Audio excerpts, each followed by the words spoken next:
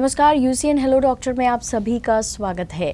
दर्शकों, अभी वर्षा ऋतु की शुरुआत होने ही वाली है। वर्षा ऋतु के नाम से ही हमारे आसपास शीतलता सी महसूस होने लगती है और वातावरण एकाएक ठंडा हो जाता है।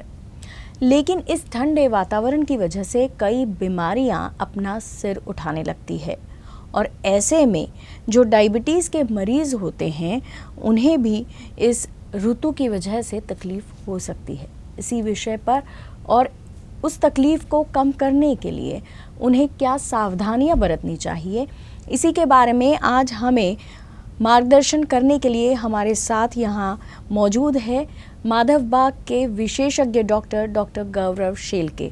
सर नमस्कार और आपका स्वागत है इस कार्यक्रम में। धन्यवाद। जैसा कि मैंने कहा कि वर्षा ऋतु की शुरुआत होने वाली है और कई सारी बीमारियां भी इसके साथ आने लगती है। खासकर डायबिटीज़ के बारे में अगर आप बताना चाहेंगे कि डायबिटीज़ के जो मरीज़ हैं उन्होंने अपने को सेफ़ रखने के लिए, अपने आप को सेफ़ रखने के लिए क्या चीज़ों को ध्यान में रखना है?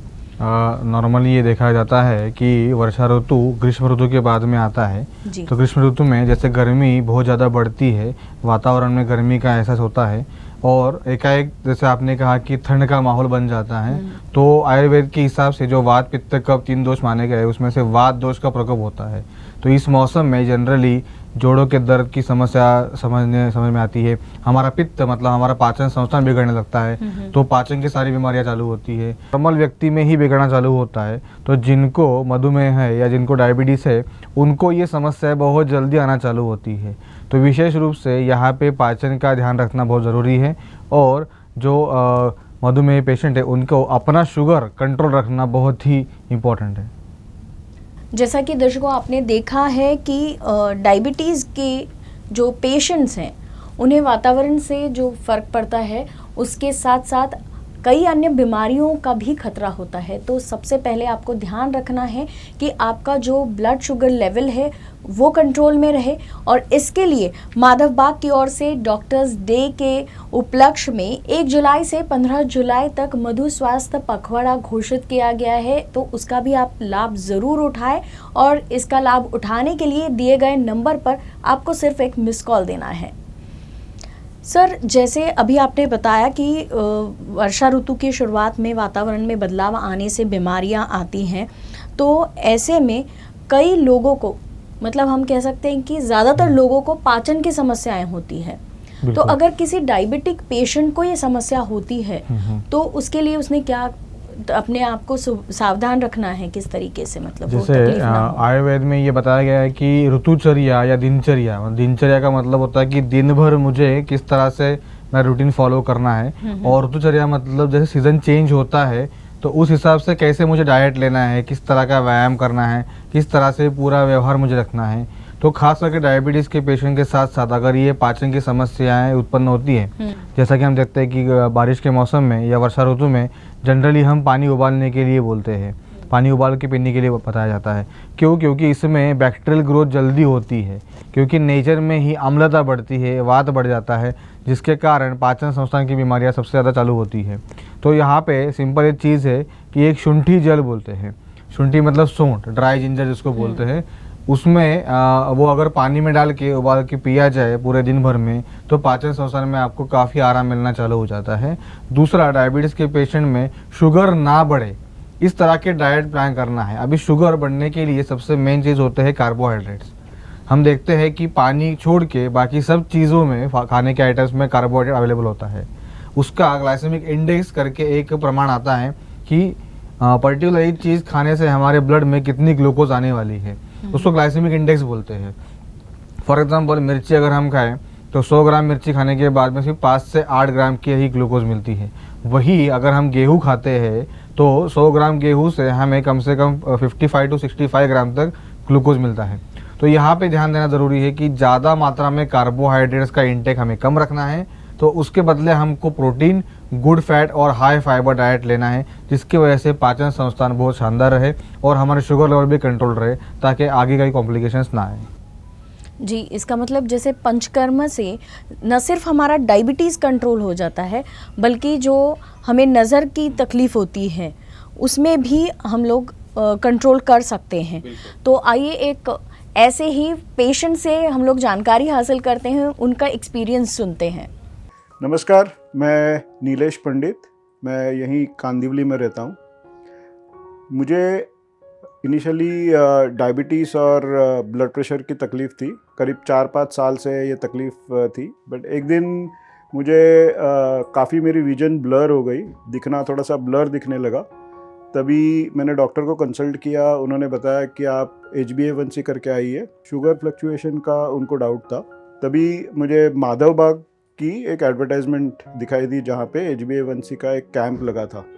तभी HbA1c मेरा करीब 7.8 के घर में था। और मुझे तभी ये भी पता चला कि डायबिटीज़ जो होता है ये रिवर्स भी हो सकता है, जो बहुत बड़ी चीज़ थी जो मुझे वो दिन पता चली। पहले मुझे पता नहीं था। मेरी पूरी फैमिली हिस्ट्री है जहाँ पे सबको डायबिटीज़ है आज मेरे घर में, लेकिन ये मैं पहला बंदा हूँ जिसका डायबिटीज़ रिवर्स हो पाया। माधवबाग में आके मुझे पता चला कि डायबिटीज़ रिवर्स हो सकता है। वो यहाँ का पंचकर्मा का ट्रीटमेंट मैंने लिया। उन्होंने जो बोला वो मैंने डाइट फॉलो किया और 3 महीने बाद हमने एक ग्लूकोज टॉलरेंस टेस्ट की। ग्लूकोज टॉलरेंस टेस्ट में मैं निगेटिव आया। मैंने वही डाइट फॉलो रखा, डॉक्टर का कंसल्टेशन चालू रखा और 6 महीने बाद वापस मैंने ग्लूकोज टॉलरेंस टेस्ट किया, तभी भी मेरा ग्लूकोज टॉलरेंस टेस्ट नेगेटिव आया। तहे दिल से माधवबाग का शुक्रिया। आज माधवबाग के वजह से मेरा जो फैमिली हेरिडिटरी एक हम लोग जो बोलते हैं तकलीफ़, जो बीमारी होती है, वो आज मैं कम्प्लीटली ठीक हो पाया उसमें से। सर, जैसे हम देखते हैं कि डायबिटीज़ के जो पेशेंट्स होते हैं उसमें कई बार मतलब उनकी बॉडी थोड़ी वीक हो जाती है एक नॉर्मल व्यक्ति के कंपैरिजन में, तो ऐसे में उन्हें सर्दी खांसी इन सारी चीज़ों से जल्दी ही तकलीफ़ होने लगती है। तो वो अपनी इम्यूनिटी पावर बढ़ाने के लिए क्या करना चाहिए उन्होंने? बेसिकली डायबिटीज़ मतलब समझना बहुत ज़रूरी है, तभी हम समझ पाएंगे उसमें इम्यूनिटी क्यों वीक होती है। डायबिटीज़ का मतलब ये है कि ब्लड शुगर बढ़ना। ब्लड शुगर ये आती कहाँ से है कि हमारे नॉर्मल खाने से उसका जब पाचन होगा तो उसके 2 घंटे बाद हमारे ब्लड में ग्लूकोज लेवल रिलीज़ होती है। और ये glucose basic source of energy है जो हमारे हर एक सेल्स के लिए, हर एक मसल्स के लिए वो इम्पॉर्टेंट है ताकि वो एनर्जी उसको मिल सके और अपना काम वो कर सके। लेकिन डायबिटीज़ में इंसुलिन रेजिस्टेंस ये पैथोलॉजी होने के वजह से उसको ग्लूकोज का इंटेक हो नहीं पाता है, जिस कारण मसल में वीकनेस आने चालू होती है, सिस्टम में पूरी वीकनेस आती है और लैक ऑफ एनर्जी की वजह से वहाँ पे इम्यूनिटी कॉम्प्रोमाइज़ होती है। यहाँ पे इम्यूनिटी बूस्ट करने के लिए हमारे पास माधवबाग में एक माधवप्राश एक रसायन हमने बनाया हुआ है और दूसरा गुडीरैक्स। तो इनका कॉम्बिनेशन अगर हम करते हैं तो इसमें विटामिन सी और गिलोय की मात्रा भरपूर प्रमाण में है, भरपूर क्वांटिटी में है, जिसकी वजह से हमारी इम्यूनिटी डेवलप होने में मदद मिलती है। जो भी कमज़ोरी या कॉम्प्लिकेशंस आते हैं डायबिटीज़ के पेशेंट्स को, वो धीरे धीरे दूर करने में मदद मिलती है और आपकी इम्यूनिटी डेवलप होने में आपको सहायता मिलती है। तो दर्शकों, आप देख सकते हैं कि पंचकर्म से हम लोग सिर्फ डायबिटीज़ कंट्रोल नहीं कर सकते बल्कि हमारी इम्यूनिटी पावर भी ये बढ़ाता है और इसका लाभ आपने ज़रूर लेना चाहिए, ऐसा हमें लगता है। तो माधवबाग सेंटर्स पर 1 जुलाई से 15 जुलाई तक आप इसका लाभ उठा सकते हैं और इसके लिए दिए गए नंबर पर आपको मिस कॉल देना है। सर, एक और बात ऐसी है कि जैसे वर्षा ऋतु की हम बात कर रहे हैं और डायबिटीज़ में भी साथ में उसकी बात कर रहे हैं, तो वर्षा ऋतु में जनरली फंगल इन्फेक्शंस और इस तरीके जो इन्फेक्शंस होते हैं वो काफ़ी बड़ी मात्रा में होते हैं। तो इस वक्त डायबिटीज़ के पेशेंट्स को कैसे अपने आप को प्रोटेक्ट करना है? जैसे कि मैंने पहले ही कहा कि डायबिटीज़ का मतलब ही है कि ब्लड शुगर बढ़ना, और शुगर ये बेसिक सोर्स ऑफ एनर्जी है, चाहे वो हर सेल से मसल्स हो। तो वैसे ही कोई भी बैक्टीरियल या वायरल या फंगल इन्फेक्शन जब होता है उनके लिए भी यहाँ जब कंडीशन होती है कि शुगर बहुत ज़्यादा बढ़ रहा है तो वो कंडीशन बहुत फेवरेबल है कि तुरंत उनकी कॉलोनीज या उनका इन्फेक्शन बढ़ना चालू होता है। तो नॉर्मल इंसान के मुकाबले डायबिटीज़ पेशेंट में शुगर लेवल रेस होने के कारण वहाँ पे इन्फेक्शन तुरंत बढ़ जाता है और उसकी धीरे धीरे हमारे जो नर्व एंडिंग्स है, जिसको हम नसें बोलते हैं, या नर्वस सिस्टम के ऊपर उसका कोटिंग बन जाता है, जिसको डायबिटिक न्यूरोपैथी में वो कन्वर्ट हो जाता है बाद में। तो वहाँ पे जो सेंस होना चाहिए ज़ख्म होने के बाद में, वो सेंस हमारे ब्रेन तक पहुँचता ही नहीं है, इसलिए वहाँ पे ज़ख्म होने के चांसेस बहुत ज़्यादा बढ़ जाते हैं और वहाँ के एक एक टिश्यू का स्टीफनेस लेवल बढ़ता है, जहाँ से जिसके कारण वहाँ पे कट्स होना, फिर वो कट का बाद में डायबिटिक वुंड में रूपांतर होना, और वो वुंड इतना गहरा हो जाता है कि फिर वो हीलिंग के नाम पे मतलब हील होता ही नहीं है। हमने बहुत सारे पेशेंट देखे ऐसे कि जिनका 8-9 महीने तक भी उनका वुंड हील नहीं होता है। तो यहाँ पे बेसिक चीज़ वही है, अपना शुगर कंट्रोल में रखे, अपना पंचकर्म करे। पंचकर्म में जैसे स्नेहन, स्वेदन और बस्ती, ये 3 चीज़ें बहुत इंपॉर्टेंट है। स्नेहन मतलब सेंट्रीपेटल ओलिएशन, जिसको हम अभ्यंग या मसाज कहते हैं। दूसरा है स्वेदन, थर्मल वैस्कुलराइजेशन, जिसमें हम काढ़े के रूप से आपको स्टीम दी जाती है।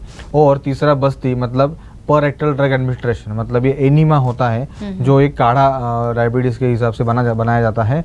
तो ये तीनों प्रोसेस पंचकर्मा में होती है, जिसके कारण आपका संपूर्ण हृदय शुद्धिकरण के अंतर्गत आपका डायबिटीज़ मैनेजमेंट बिल्कुल संभव हो जाता है। और यहाँ पे डायबिटीज़ वालों को ध्यान ये रखना है कि आपका डाइट, जैसे मैंने बताया कि लो carbohydrate, good fat, good protein और हाई फाइबर का आपको रखना बहुत इंपॉर्टेंट है।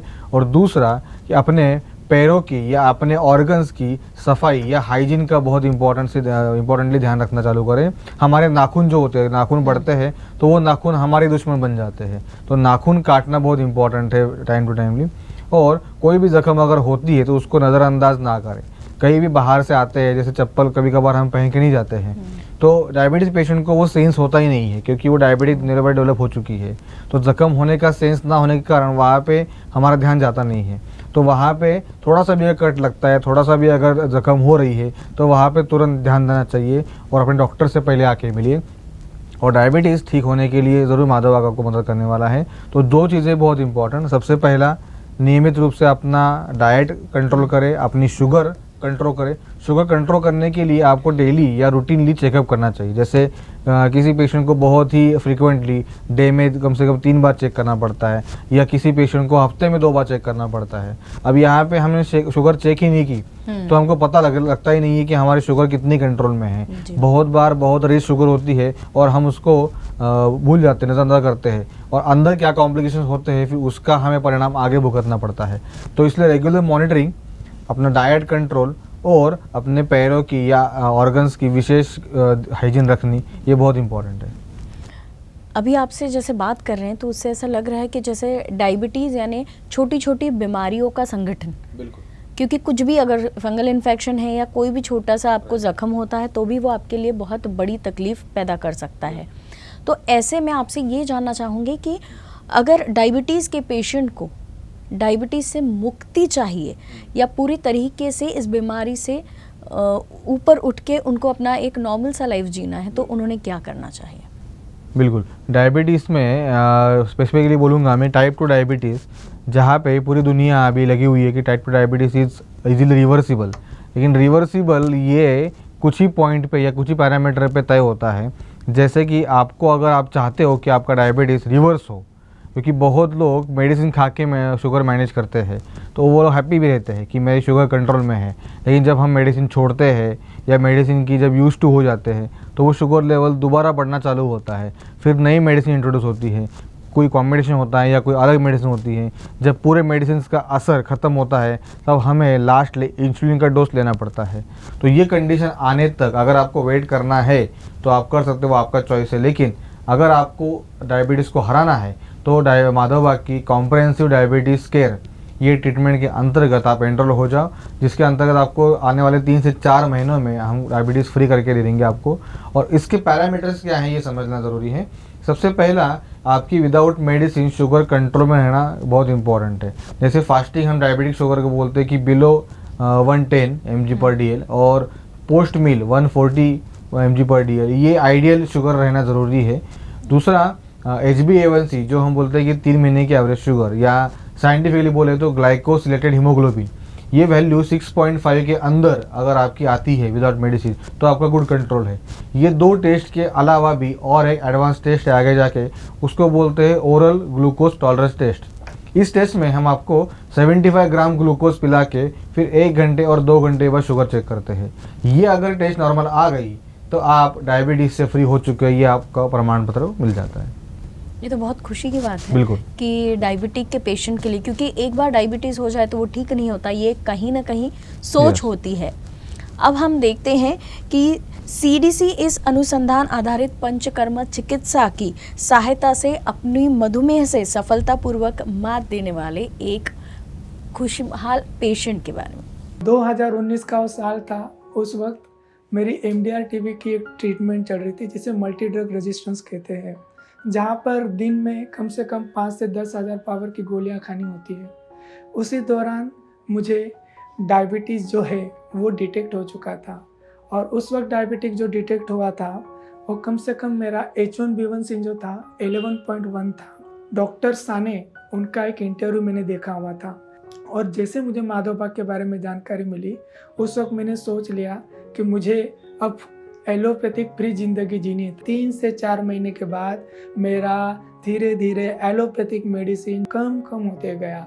मेरा H1B1C बिलो 5 के नीचे आ गया। मेरा GTT टेस्ट जो है, फर्स्ट GTT टेस्ट में भी मैं पास हो गया। उसके बाद सेकंड GTT जो हुआ उसमें भी मैं पास हो गया।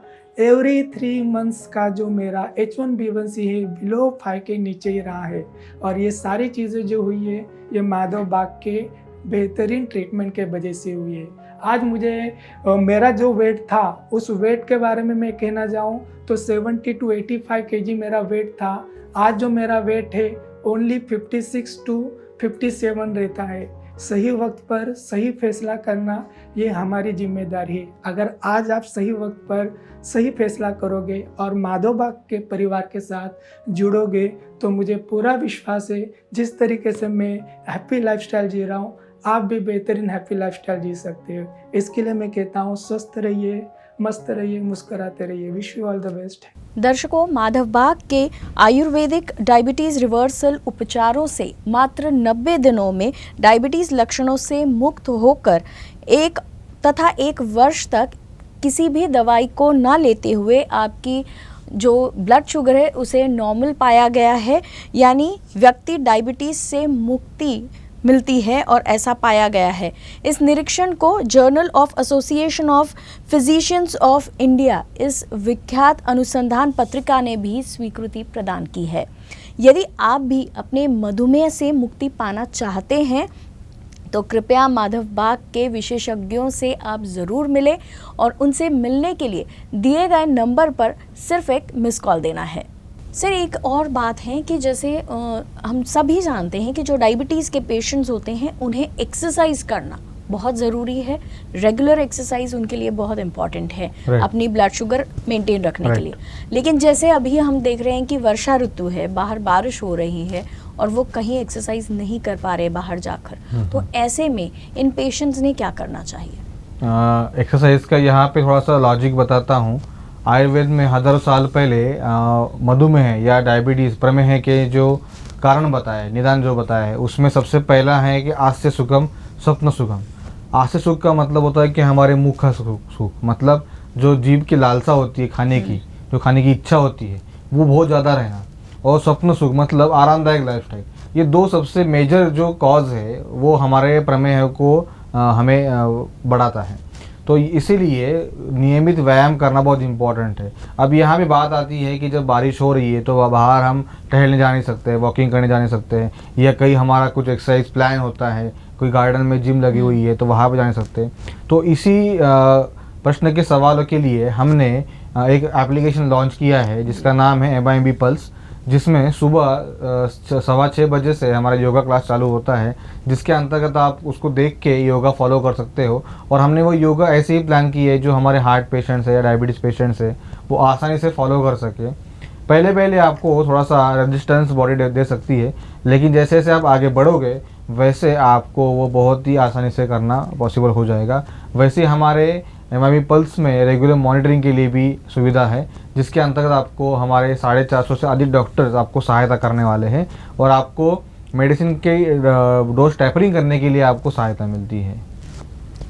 ये तो बहुत अच्छी जानकारी और एक बहुत अच्छी सुविधा माधव बाग ने आप सभी के लिए यहाँ लॉन्च की है। उनका ये ऐप आप जल्द से जल्द प्ले स्टोर में जाकर डाउनलोड करें, और इतने सारे जो डॉक्टर्स हैं, मेरे ख्याल से 450 से ज़्यादा डॉक्टर्स हैं वहाँ आपको आपके डाइट प्लान, एक्सरसाइज, सारी चीज़ों के लिए गाइड करने के लिए, और साथ ही साथ 1000 से भी ज़्यादा वीडियोज़ भी उपलब्ध है जो देखकर आप अपना शुगर कंट्रोल घर बैठे कर सकते हैं।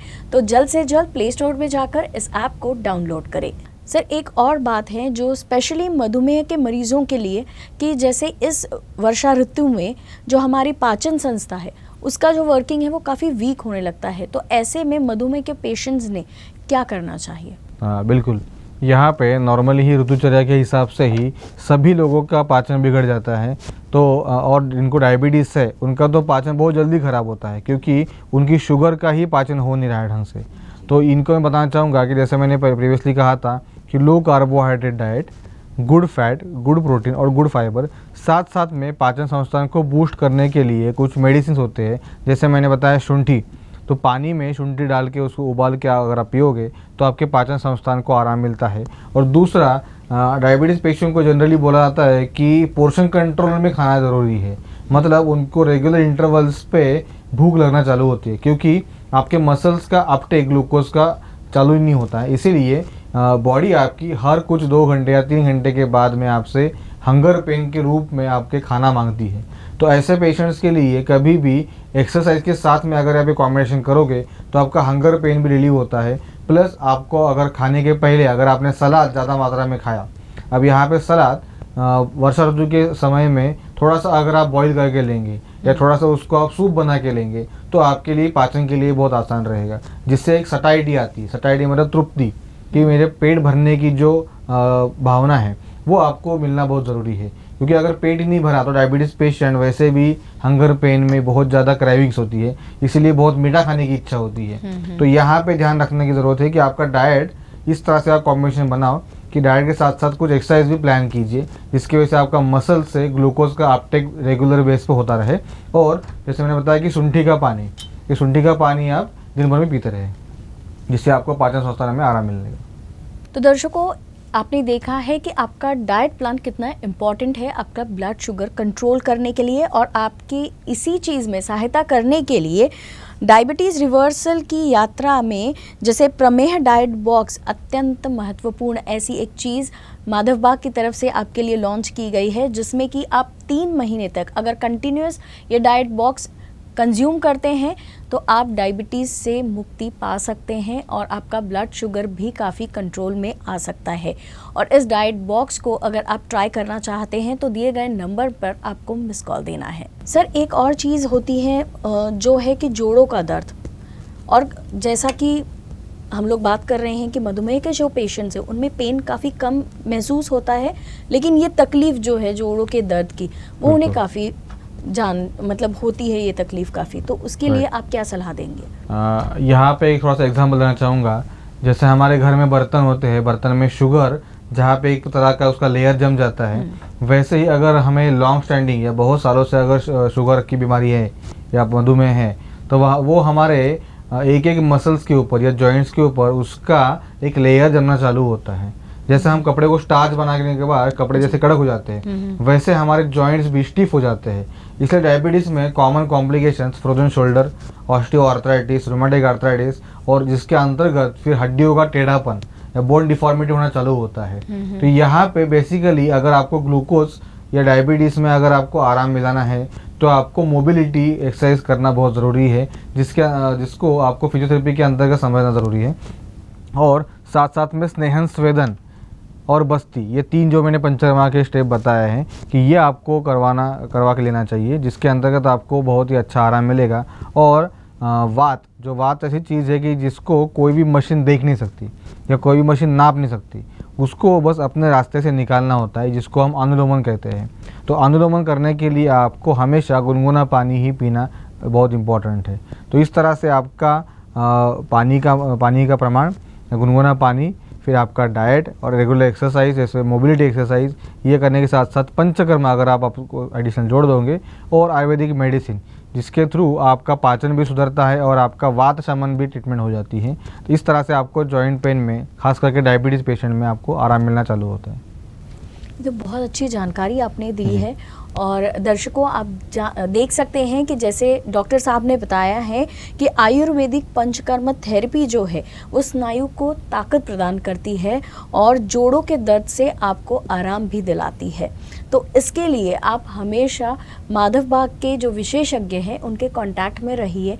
और माधव बाग सिर्फ महाराष्ट्र ही नहीं बल्कि उत्तर प्रदेश, मध्य प्रदेश, गुजरात, गोवा, कर्नाटक और दिल्ली जैसे कई राज्यों में आपकी सेवा में हमेशा तत्पर है। और जैसे कि हमेशा जो पेशेंट्स होते हैं उनके साथ होता है कि कोई भी ट्रीटमेंट अगर लेना है तो फाइनेंशियल इश्यूज़ के बारे में भी हम काफ़ी सोचते हैं। तो माधव बाग इन सारी तकलीफ़ों को आपके लिए दूर करने जा रहा है, क्योंकि माधव बाग में मरीजों को बीमारी से तो मुक्ति मिलती है, साथ ही उनकी आर्थिक सहायता के लिए भी काफ़ी अलग अलग मासिक किश्त, आरोग्य, फाइनेंस जैसी सुविधाएं भी उपलब्ध है। सर, आप यहाँ आए और आपने इतनी अच्छी जानकारी दी है वर्षा ऋतु से रिलेटेड, स्पेशली डायबिटीज़ के मरीजों के लिए। आपका बहुत बहुत धन्यवाद। धन्यवाद, थैंक यू।